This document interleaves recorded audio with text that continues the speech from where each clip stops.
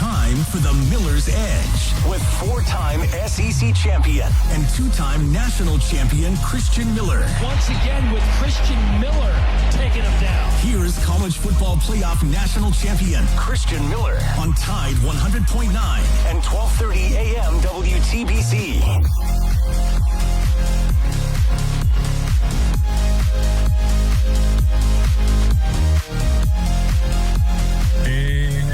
Welcome into this Monday edition of the Miller's Edge. Tide 100.9, 1230 WTBC. Hope you guys are doing well.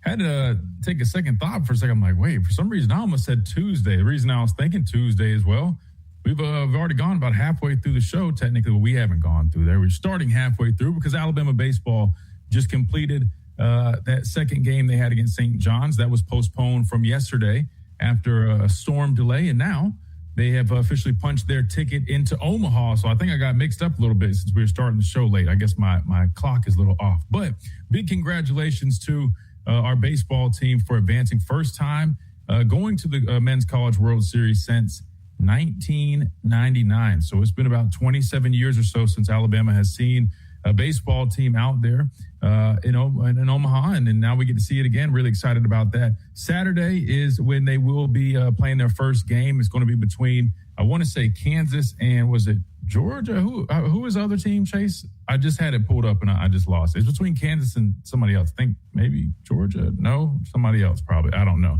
I'm mixing it up. Regardless, they play Saturday, and so we'll definitely be on the lookout for that. But really exciting stuff, man. Big shout out to Rob Vaughn. I know he's always on the station here and always talking with Gary Harris. So I know a lot of people are really fired up about that and the job that he's done with this team. And I don't know, Chase, did you get to watch this Supers at all? Did you get to keep up with it this weekend? I did. Luckily, I wasn't there because that was just the suspending games back and forth, the weather delays. It was just all over the place. But like you said, thank God they advanced. That's all that matters. Well, listen, they did it. I'm not going to say in a relatively easy fashion, but I mean, they kind of blew them out in the first game. It was pretty dominant fashion. And then yesterday's game was, pretty much the same thing, got postponed, and then they wrapped it up today. So I'll be honest with you. They kind of, I'm going to say, breezed through the Supers, but they looked really good doing so. The pitching was great. I want to say it was like a no-hitter the first game, and right now, man, they're a really hot team going into the College World Series. So I'm really fired up about it, man. I'm not the biggest baseball fan. When I say that, what I mean is I'm not an expert, right? Like football, I can tell you it's like the back of my hand, right? I don't even think about it. Baseball, I'm not an expert, but I enjoy it. And I enjoy competitive baseball, especially the postseason time when things really start heating up. I don't know if you got to see a little bit of the Georgia, Mississippi State action, like when things are like, that to me, that's exciting stuff, man, for people that don't really, watch a whole bunch of baseball. That's when it really gets exciting. So to see our guys heading out to Omaha just after softball, right? Short time ago was just in the Women's World Series with softball and doing their thing, right? Came just short in the semifinals against Texas Tech. But I would argue, Chase, right now, collectively, our athletic programs, I would say like pound for pound, our athletic department is really doing their thing, man. I mean, you think about football, making it to the SEC championship game. We fell short, but we made it. And we also made it to the college football playoffs. So you can check that box, right? You're competitive in football, basketball, a nice run as well. Per usual, Nate Oates doing a really good job with that team. I don't know if you got to see the video that they put out of the new training facility, man. Talk about how that turned out. That was, literally, that's super nice, man. Really, really good stuff there. I don't know if you guys have seen it. I'll put it on the screen here in a little bit, but the new training facility for basketball is great. They've been doing their thing. You got softball and you got baseball, and I'm probably forgetting some folks. I feel like track, we always have at least some individuals that are either conference champions, or I know we had a runner, can't remember her name, but she was winning national championships like year after year. So I would say pound for pound, Chase, we're really kind of doing our thing with all the sports here at Alabama right now. So it's a pretty good time to be an Alabama fan, if you ask me. I know we talk a lot about football, and we definitely will do that today. Big recruiting weekend this past weekend. Alabama picked up a couple of commits. We'll talk about that in a little bit. I just reached out to Andrew Bone. I wanted to get him on today, but with us starting late and the time kind of fluctuating, I didn't want to try to schedule a guest. So we're going to save that. Hopefully we can get Andrew on tomorrow and discuss some of those commitments, some of the visitors that we had. I've heard there's a lot of noise about a guy that committed to LSU. A lot of Bama fans were, I guess, hoping for him. I went and watched his tape. I'll give my thoughts on that whole situation here in a little bit. And Chase, I think the biggest thing, and I know baseball we got to talk a little bit about because it's, a big deal, right? First time heading to the College World Series since 1999. But I think what's taking the college world by storm this morning is the Sorsby ruling. I mean, I'm still trying to wrap my head around what just happened with this whole Sorsby case. And just a refresher, right? Brendan, who is the Texas Tech quarterback transfer. We've been talking about him with our lawyer, our official representation, Mr. Adam Lamparella, who I see is in the YouTube chat right now. We've been talking at length about this whole situation. Just a reminder, he was officially ruled ineligible for his bets that he was making, the role that he played. I mean, I say that like there was like a group effort. It was him. He placed like over $90,000 in bets, over like 40,000 total bets, if I remember the number correctly. I mean, like the guy was just doing all different things. I know 9,000 different bets, $90,000 wagered. He was betting on his own team. The kid was ruled ineligible. I thought that was pretty standard. I didn't think there was any more to really talk about there, even though we talked about it. But just this morning, Chase, it has been announced that he has officially been granted his preliminary injunction against the NCAA, which means he is now eligible for the 2026 season. Now, here's the kicker. He's not, getting off scot-free. There is some type of punishment. Get this, Chase. Drum roll. He will miss 2 whole games. That was his punishment. 2 games. They decided to suspend him for 2 games, which we all know. Majority of these schools face cupcake teams in those first 2 games, and that's exactly what the deal is for him this upcoming season. So Texas Tech is not going to really probably miss out on anything. I wanted to say Oregon State was one of them, and then the other one I had to pull it back up, but they both were small schools. Doesn't even matter. The guy is going to be playing college football. So in simple terms, what we learned today is that the NCAA literally is meaningless at this point. They might as well just be a thing of the past. They might as well just be something you tell your kids about one day that they are non-existent. I don't even know what the point. I just was joking with you about this, Chase. I genuinely am trying to figure out why weren't people just doing these injunctions in the past? Maybe I'm missing something there, but it's just like at this point, this dude, and I'm not saying the guy went out and committed a violent crime. He didn't do that, even though there's people that have done that. I'm sure they still found ways to play. But hear me out, Chase. Like the cardinal sin of sports is always like betting, right? Or like, doing things, especially betting on your own team or insider stuff or with sports, right? Back in the day, people, fixing games and all this stuff. And then when you hear a kid can bet on his own team, I get, he was diagnosed with an issue. And listen, again, listen, mental health is real. Mental health is something that everybody should take seriously. And I think too many people downplay it.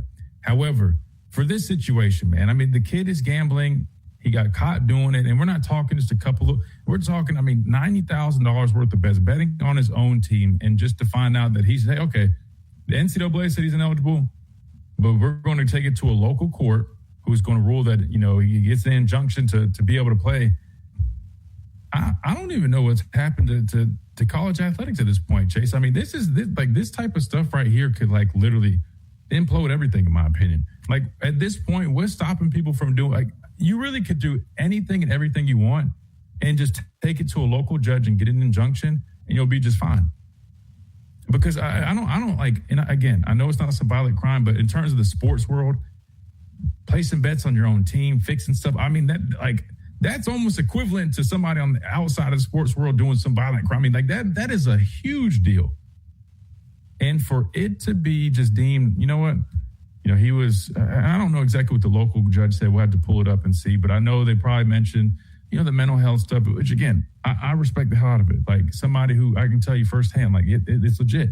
But to let that be an excuse for making decisions like that or to avoid punishment, I should say, right? I mean, we'll just go with that. Getting him out of punishment for that, I don't know, man. I don't know. It's quite a mess. But I do know we need to hit a timeout, and we got plenty to discuss and break down on that front. So we'll talk about that. We'll talk a little bit about some recruiting talk. We'll do, I guess, a little bit of a recap, maybe hear some clips or so from maybe Rob Vaughn, who, again, him and his team just advanced to the Men's College World Series the first time since 1999. So big congrats to those guys. I hate that it's kind of overshadowed by this news, but, I mean, we have to talk about this, Chase. I mean, like, this could be, like, that final blow for the NCAA. And I don't mean to sound dramatic. I don't mean to come on here and sound dramatic, but I'm just kind of just really in disbelief, man. I'm like, for anybody that was saying, you know, college athletics was ruined with NIL and all this, I'll be the first one to admit.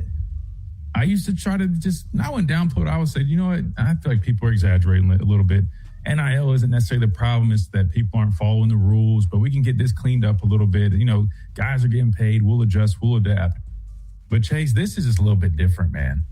I don't know. This to me just feels different. This is just like the ultimate, like, you can do whatever you please. Just take it to a local court and get an injunction, and it just erases everything, and we'll just keep it on. We'll keep on moving.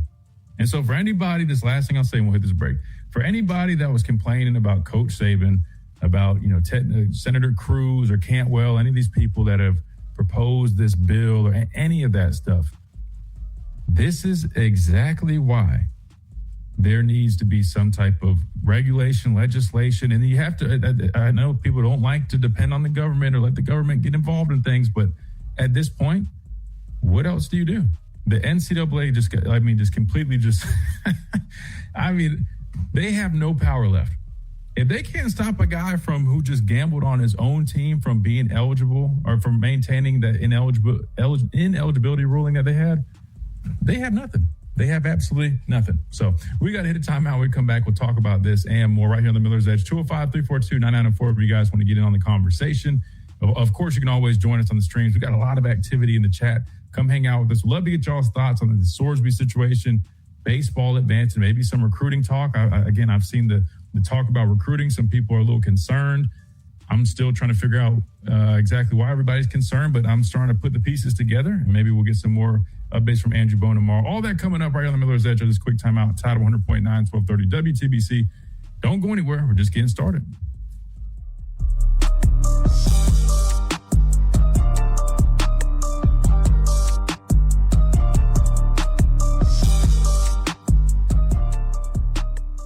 Do you have cracks or potholes that are dragging down your property's appeal? Hey, I'm Christian Miller, and at Asphalt Restoration, we transform driveways and parking lots with expert repairs, new paving, or resurfacing. Fast, durable, and family-owned quality that you can trust.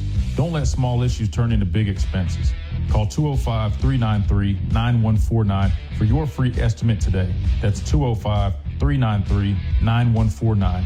Asphalt Restoration, where smooth roads start. Roll Tide. Hey, I'm Rich. Based in Birmingham, Alabama. We are here treating patients from every generation across the United States and from around the world. We're here for the rookies and the dreamers trying to make a name for themselves. We are here for the achievers who are resilient and won't take no for an answer. We're here for the coaches, athletic trainers and mentors who are shaping the next generation of legends. We are here for you. aggressively pursuing victory over injury. Learn more at andrewsportsmedicine.com. Hey, it's Christian Miller, and I wanted to tell you about our friends over at Lamparello Law, Education and Advocacy. Founded by attorney and Professor Adam Lamparello, helping students at every level with mentoring, exam prep, applications, and career planning. Adam also represents students, faculty, and athletes in academic misconduct, First Amendment, NIL, and criminal defense cases. Known for real care and relentless advocacy. For guidance you can trust, call 201-317-5115 or visit lamparello-law.com. That's Lamparello Law, Education and Advocacy. What does it mean to advertise and do your marketing with Town Square Media Tuscaloosa? Melissa started her business in 2014. What would you say to someone considering Town Square Media Tuscaloosa? My experience with Town Square Media has been awesome, and I would definitely recommend it to anyone. I think that this is the first time in my marketing experience that I've been able to see my return on investment. I would definitely say in the past that has not been the case. In this, I like knowing that that's 100%. A lot of the marketing we've done has been radio. You guys have so much more to offer than that, whether it's, websites, from targeted marketing to radio. You are kind of a one-stop shop, and it makes doing marketing so much easier. So I would definitely recommend it. For more info on marketing with Town Square Media Tuscaloosa, call 205-345-7200 or click on Advertise with Us on our website. From Tuscaloosa to the world, download the free Tide 100.9 app for all the latest on Crimson Tide sports.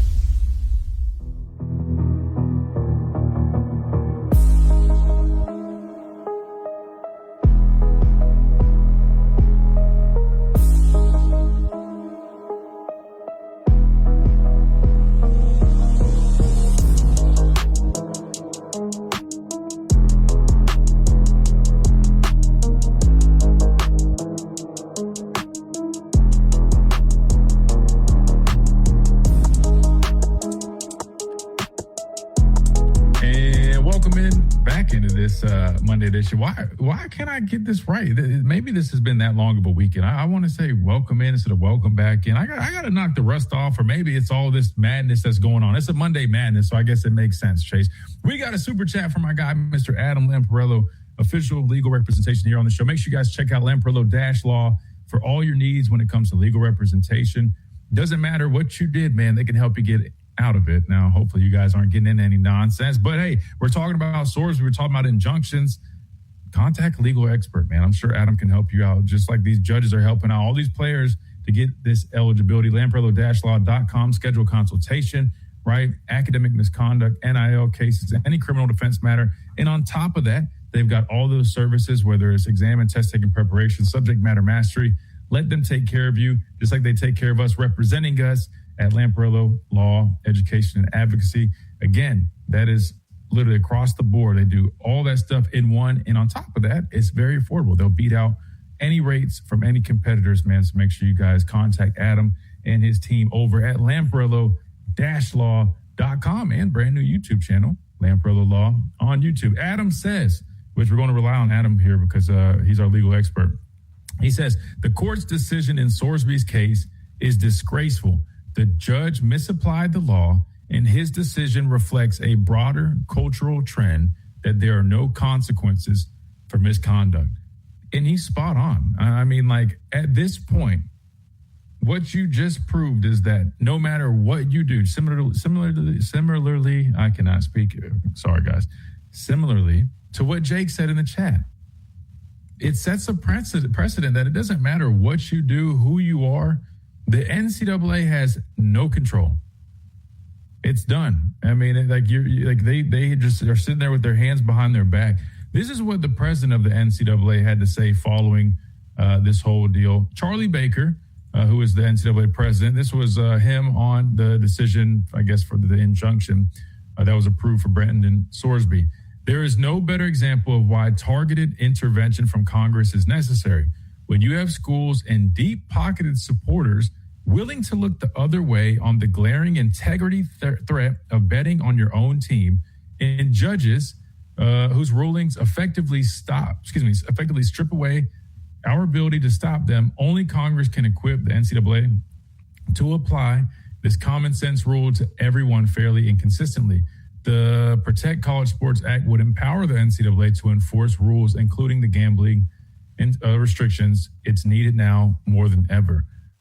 Never thought that I would be in defense or in such agreement with Charlie Baker, the president of the NCAA, the guy who pretty much, I guess, was responsible from holding me and my teammates from us being able to actually make some money off our name, image, and likeness. But that's neither here nor there. But he's 100% right. And I wish this, I guess, would have been, the case last week before Coach Saban and company attended that meeting, right, where they were voicing all the arguments for the need of this bill. Because I think this, if nothing was going to influence somebody, I think this would, right? And he's 100%. Like, you have no other choice. And I will add, I understand the hesitation, whether it's from Greg Sankey or others, about having government intervention and, some of the issues that could arise from taking that route. But unfortunately, you have no other choice. I mean, wouldn't you agree at this point, Chase? I mean, what else can the NCAA do? If they can't stop a kid who just gambled on himself, his own team, over $90,000, was doing it at various institutions. It wasn't like a one-off. I mean, this has been ongoing. And I mean, he literally broke every single rule you could think of when it comes to gambling, right? I mean, you see in the NFL, other leagues, I mean, guys that just download an app and gamble on other teams, they're suspended the whole year, no pay. And I'm talking about like they're missing out on a lot of money. This kid was doing this over the course of several years, betting on his own team.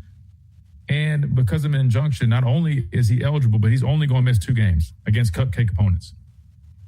I mean, Chase, do you agree that it's pretty much mandatory that there's some type of, I guess, congressional intervention at this point? If we don't do it right now, Christian, what is college sports?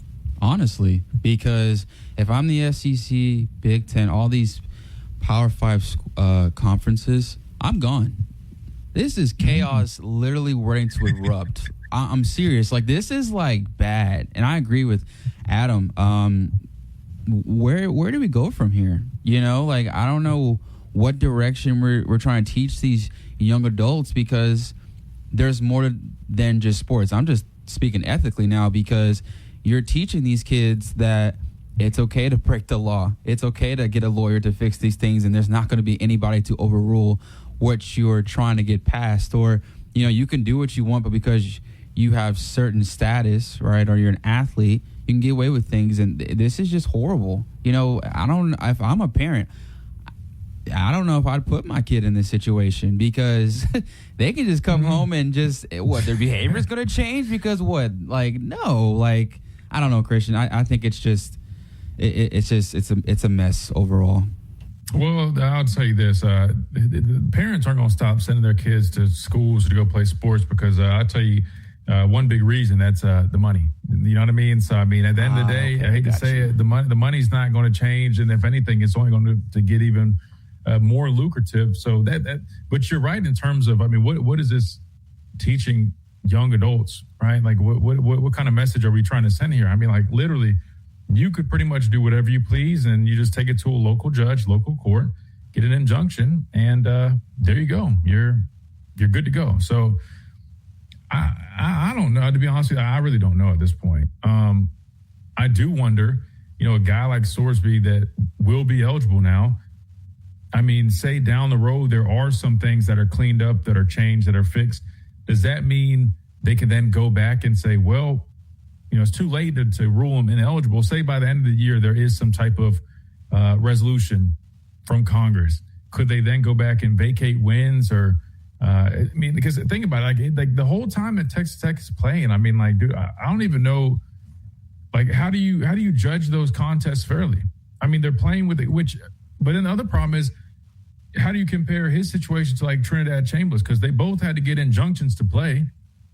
One guy in Chambers' situation, I think he's still within the 5 years and all that. I don't think it's really that big of a deal. He was initially ineligible. He got the injunction. That's the only thing they really have in common. But I guess my point is, like, do you still even feel like, is that fair? Like, I mean, do you judge Texas Tech fairly off that? If Texas Tech were to win a national championship, does it even count? Because the quarterback they're playing with, like, you know what I mean, was deemed ineligible due to gambling. I don't even know, man. In that situation, like Texas Tech, they don't have to play their quarterback. They can play somebody else if they're thinking more. I understand they want to win, it, though. You know, but that's the problem, Chase. I mean, they're the one.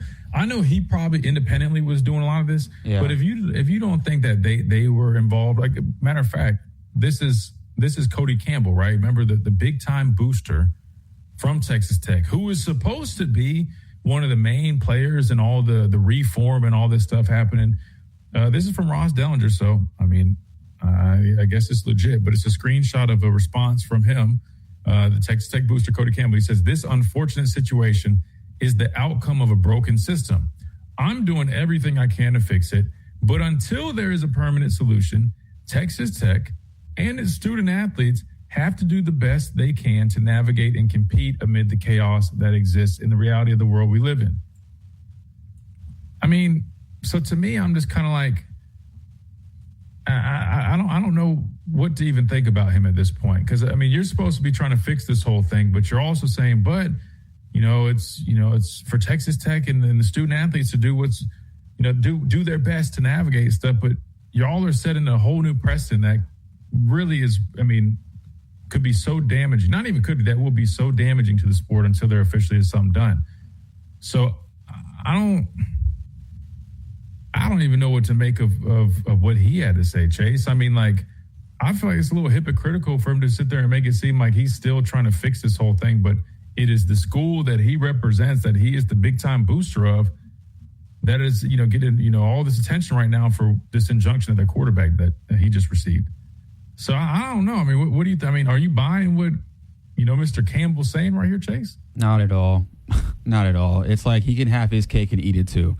That's what I'm kind of getting at, and I just feel like because he's benefiting off this, he has to put out a positive word out there to support not only Texas Tech on one hand, but the NCAA on the other hand. And I feel like he's caught in between the middle.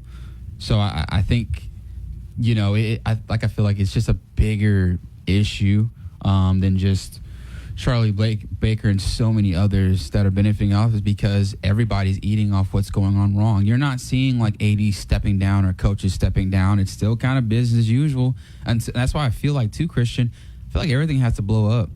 We have to start over because the minute they opened those doors up and could not put certain regulations and so many other things going on to prevent this, what can we do now? Congress can't do anything.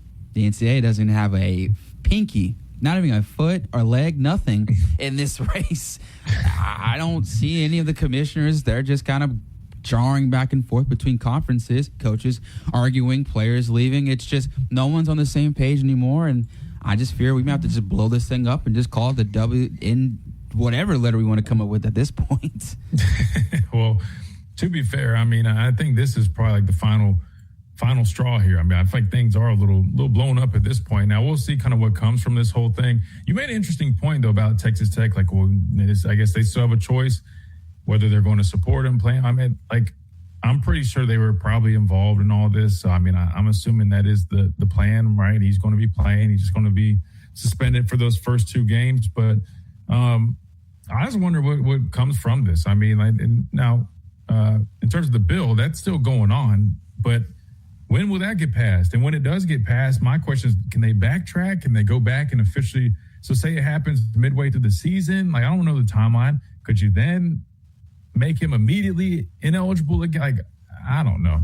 We'll have to lean on our guy, Mr. Adam Lamparello, who might be in the chat. I know we got a bunch of chats, and I hadn't read a whole bunch of them because I'm trying to talk and do all this. So let's take a time out, catch up on some of these chats. 205-342-9904 is the number if you guys want to get in on the conversation. Plus, we got to talk a little bit about some recruiting updates, big recruiting weekend this past weekend. But Chase, even with a lot of good stuff coming out via recruiting, man, there's some concerns I've been hearing. I've been seeing a number of people talk about, I guess, whether it's a smaller signing class or just missing on some guys. So we'll talk a little bit about that as well. But we're limited on time. Again, we started an hour late because baseball was finishing up that game that was delayed due to weather. But no worries, right? We always want to support our teams, and they got the dub, and they're headed to the College World Series. So shout out to them for that. Quick time. When we come back, we keep on rolling on this Monday Madness edition of the Miller's Edge, Tide 100.9, 1230, WTBC.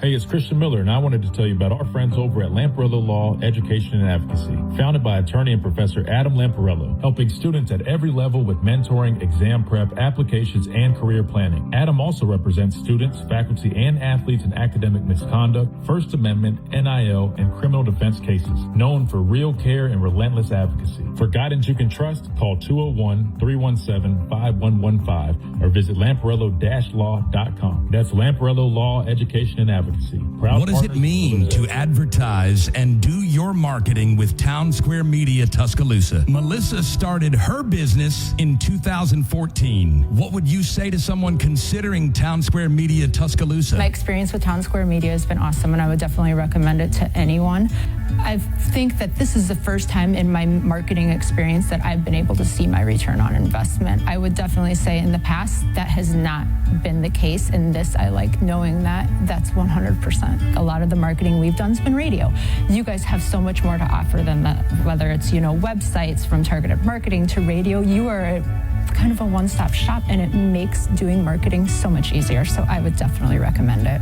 For more info on marketing with Town Square Media Tuscaloosa, call 205-345-7200 or click on Advertise with Us on our website. 24/7, 365. We've got all your coverage of the Crimson Tide on Tide 100.9 and 12:30 a.m. WTBC.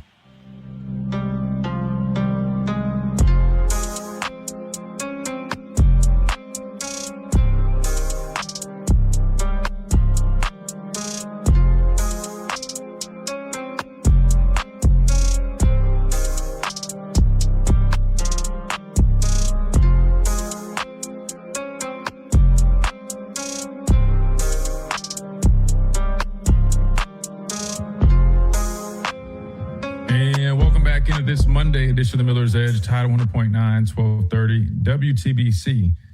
Just was thinking about something, Chase. I just said this before we came back on, but this is my whole thing, man. On the Sorsby situation, not discrediting anything that he was dealing with the gambling issues, the addiction. Again, we know that's very real. I get that stuff, but for him to be just free from any consequence, I just think it's wrong, man. I just gave the example, if someone has a really bad alcohol problem, that's a thing, right? People struggle with that. People need to get help with that. But you can respect that there's an issue and try to get them help, but that doesn't excuse them from any of the consequences from any actions that they committed because of that. You get what I'm saying? We can be empathetic and try to help somebody, but you shouldn't be clear from any consequences from your actions. I just think that's crazy, man. I just think that's crazy. Trying to read some of these chats. GGP says, nah, this dude should never step on a college field again. The NCAA is a figurehead with no power. It is what it is. The only punishment he can get now is on the field. I guess 2 games, right? He'll miss 2 games, but those 2 games, let me just pull their record, their schedule up, because it honestly was a joke. If you guys, Oregon State was one of them, I think. Which, no offense to Coach Shepard, right? He's the new head coach at Oregon State. So, best of luck to him in that game. But, guys, it's Oregon State. They're a bad football program, man. They're a bad program. And then week 1 is ACU. Chase, I don't even know what ACU stands for. So I clicked on it. It's Abilene Christian University. So he's going to miss their opener against Abilene Christian University, who plays teams of the likes of North Alabama, West Florida, Mercer, Central Arkansas. So he's missing that game, and then he's also going to miss Oregon State with Jamarcus Shepard. So maybe Jamarcus Shepard has a little bit better chance of getting an upset, I guess, because Sorsby's not going to be out there, but he will be back the following week. Nick says, I'd say the NCAA is officially done. Pretty much feels like that at this point. Adam says the standard for an injunction is very high. It was not even a close case. I guess my biggest question is, were there injunctions pre-NIL and all this? Because and maybe I don't know, maybe I wasn't filled in, Chase. I just don't recall hearing about injunctions before all the NIL and the transfer portal stuff and people suing. I really don't. Maybe we can use Chat GPT. Maybe you guys wrote in the chat, but there's so many chat messages right now. I really don't know if I can keep up with everything. Let me see. Let's try Chat GPT real quick. Let's see if there was such a thing as injunctions. I know there was a thing, but were they common? Long before the modern NIL era and today's version of the transfer portal, there were already injunctions and lawsuits challenging NCAA rules. Wait, so maybe with Mo Smith, my former teammate, maybe that was part of an injunction. Remember, he wanted to transfer from Alabama. Back then, you could not transfer within the conference without forfeiting a year or sitting out a year, something like that. And I remember he had to go through some stuff. It goes on to say the big shift did have, let me go back. The NCAA had a long-standing rule dating back to 1961 that athletes transferring schools had to sit out 1 year before playing. We all remember that. Over time, athletes and states began suing the NCAA, arguing those restrictions violated antitrust law and unfairly limited player movement. Courts increasingly granted temporary restraining orders and injunctions against NCAA enforcement. The big shift happened before NIL fully exploded because in 2021, the NCAA adopted the one-time transfer rule, allowing athletes in all sports to transfer once without sitting out. Then in late 23 and 24, courts issued even stronger injunctions against the NCAA transfer restrictions. One federal judge ruled the NCAA's transfer eligibility rule likely violated antitrust law, leading the NCAA to suspend many transfer restrictions entirely. So it sounds like, from what I gathered, Chase, they were a thing. They just weren't very popular until, I guess, recent years. So I don't know. Maybe that's something. Adam does say in the chat the Fifth Circuit Court of Appeals will overturn this. That's a good question, Chase. I mean, Adam believes it's going to be overturned. Like, what is the likelihood of things being overturned? I mean, like, I know we probably should just lean on Adam's legal advice here, but I mean, do we feel that he could have this overturned?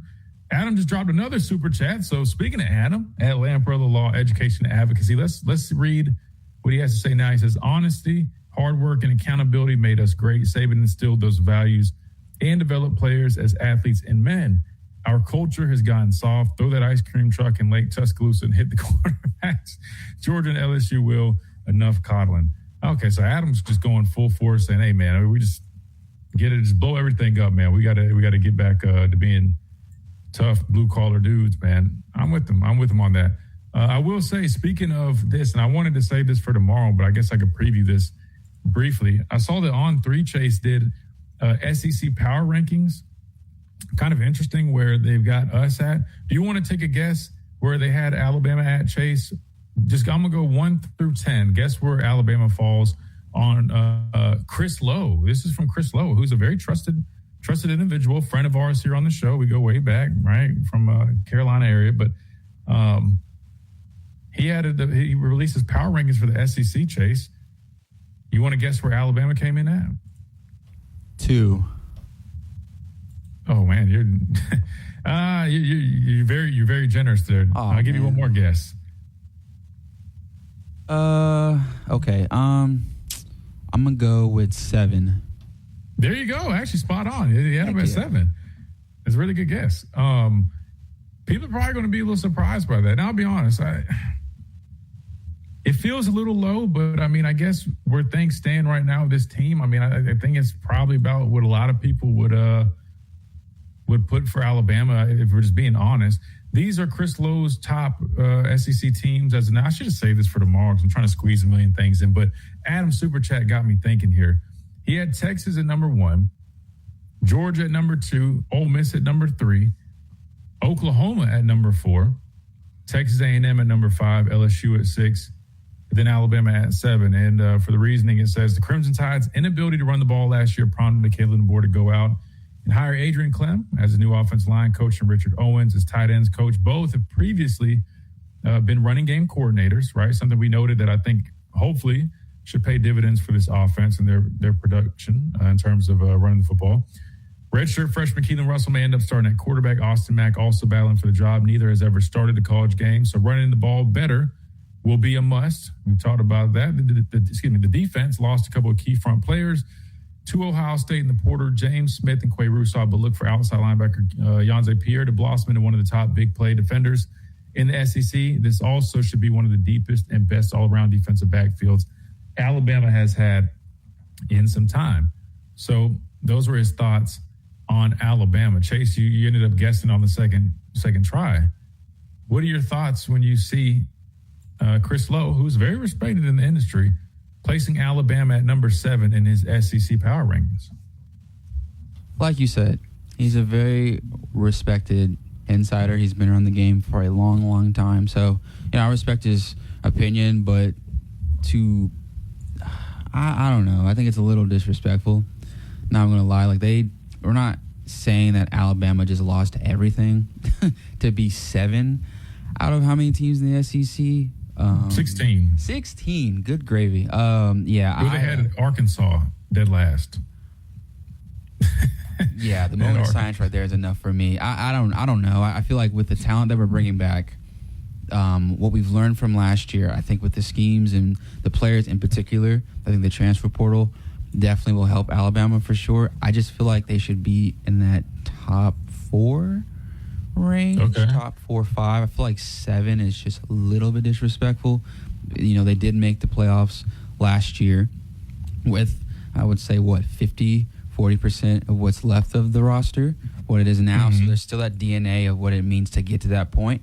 And let's not make it big enough that Texas didn't make the playoffs last year.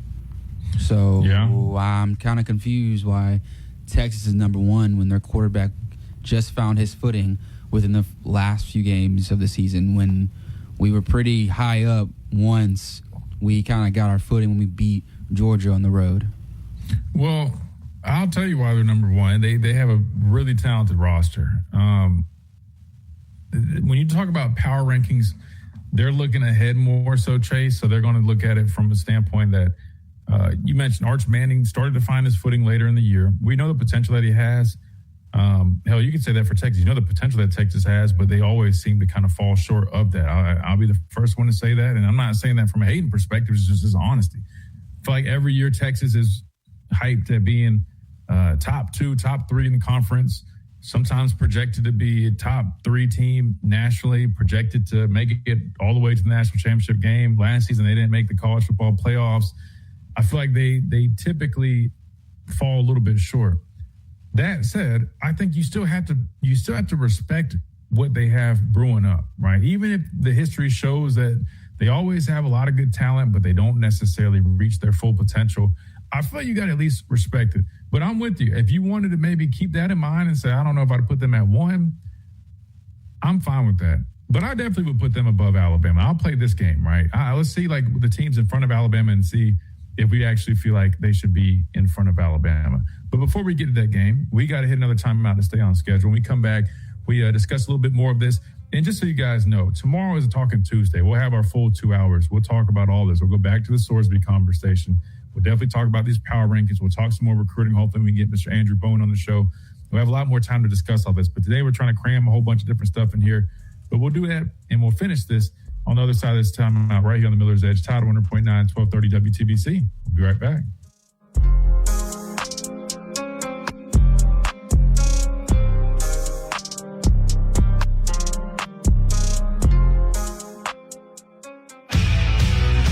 Coming up on The Game with Ryan Fowler. Coming up on the Monday edition of The Game, we're going to talk to Bill Bender. Sporting News has got a new college football guide out. We'll talk Drew DeArmond. We'll cover Alabama Super Regional. Hopefully, we're talking about a trip to Omaha. Martin Houston will be a part of our Monday edition as well, all starting at 2 p.m. on The Game with Ryan Fowler on Tide 100.9, 1230 WTBC, your home of Alabama Crimson Tide Sports. The longest-running sports talk show in Tuscaloosa. The Game with Ryan Fowler. Weekdays from 2 to 6 p.m. on Tide 100.9 and 12:30 a.m. WTBC. And streaming worldwide on the free Tide app. If you have cracks or potholes that are dragging down your property's appeal, hey, I'm Christian Miller, and at Asphalt Restoration, we transform driveways and parking lots with expert repairs, new paving, or resurfacing. Fast, durable, and family-owned quality that you can trust. Don't let small issues turn into big expenses. Call 205-393-9149 for your free estimate today. That's 205-393-9149. Asphalt Restoration, where smooth roads start.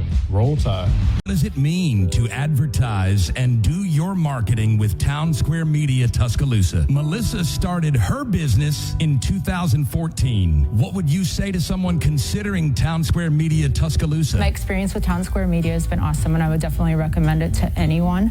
I think that this is the first time in my marketing experience that I've been able to see my return on investment. I would definitely say in the past that has not been the case. In this, I like knowing that that's 100%. A lot of the marketing we've done has been radio.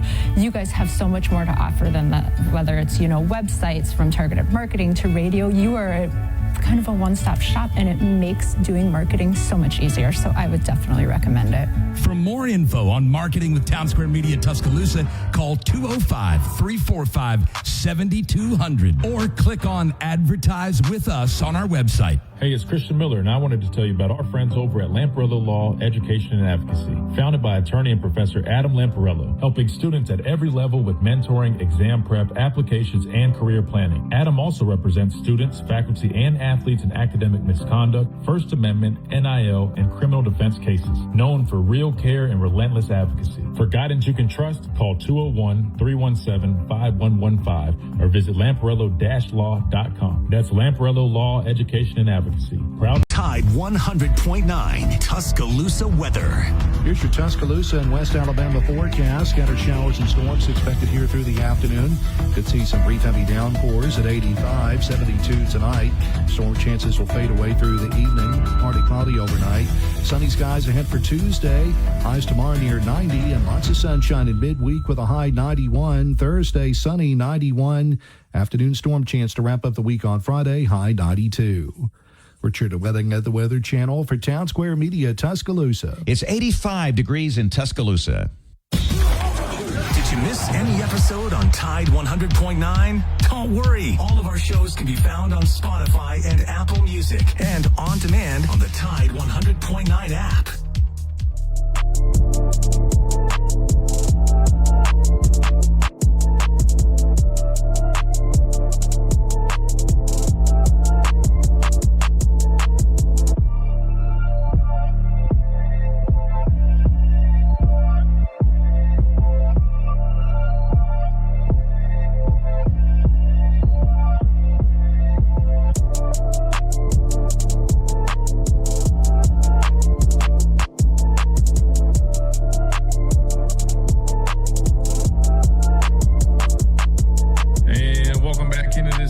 To the Miller's Edge, Tide 100.9, 1230 WTBC. Just a few minutes left, man. That's where an hour flies by.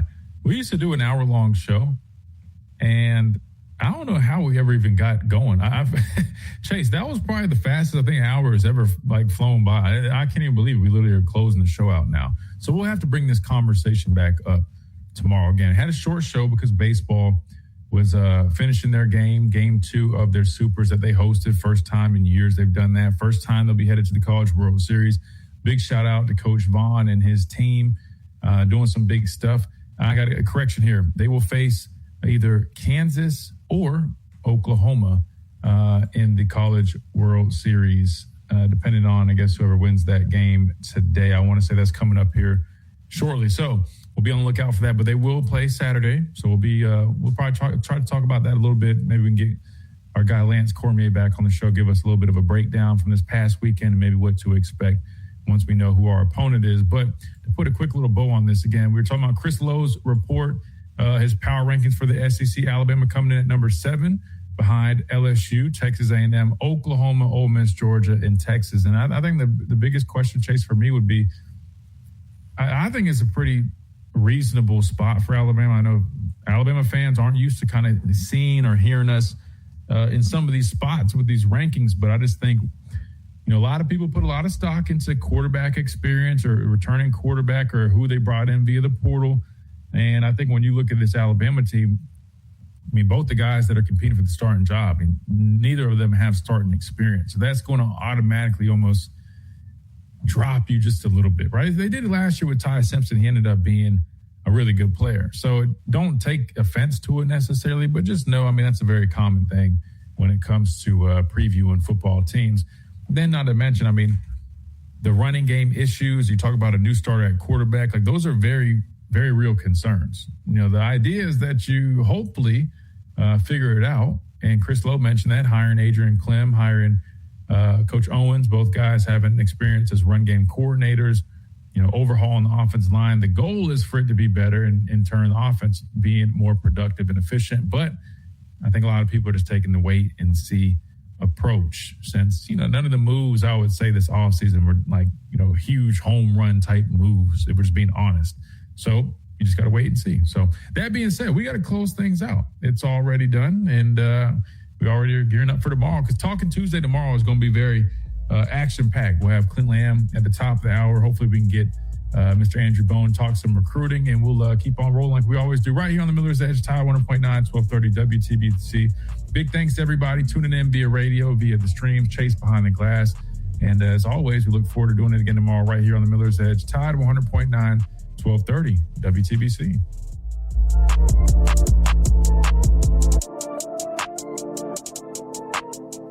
You've been listening to the Miller's Edge, tackling sports daily. Covia Sand and Crowd.